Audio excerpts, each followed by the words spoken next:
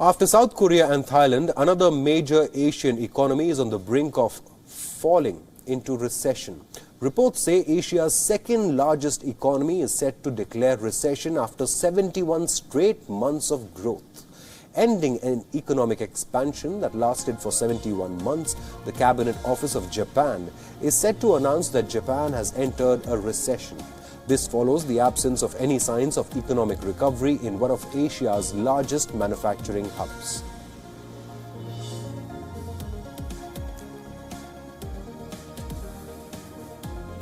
The industrial output in the country was down 8.4% in May from previous month to mark a fourth straight month of decline, underscoring the pain inflicted by the coronavirus pandemic on factory activity.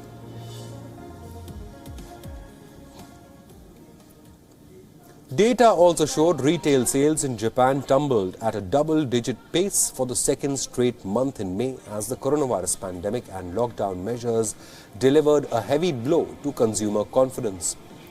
The world's third largest economy and second largest auto supplier, Japan, has suffered due to weak global appetite for cars and slowing business spending. Weak business with China and other major trading partners has dashed out further hopes of Japanese companies, showing relief is not near. The coronavirus outbreak has dented demand for Japanese products globally. The exports have been falling since the virus outbreak. Japan's exports, in fact, fell in May at its fastest pace since the year 2009 during the period of global financial crisis. Earlier, WION correspondent Grace Lee had joined us from Tokyo to break down the situation in Japan. Take a look.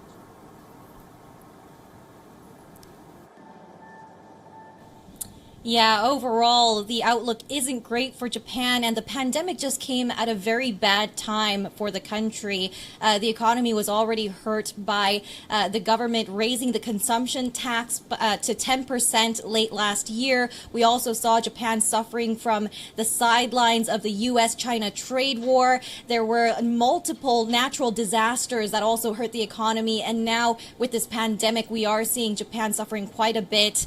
At the same time, the Olympics has been a huge hit for them in their pockets as well. We saw that Japan spent billions of dollars to try and get the ball rolling. Now that it's pushed back, that's going to cost them another $2 to $6 billion.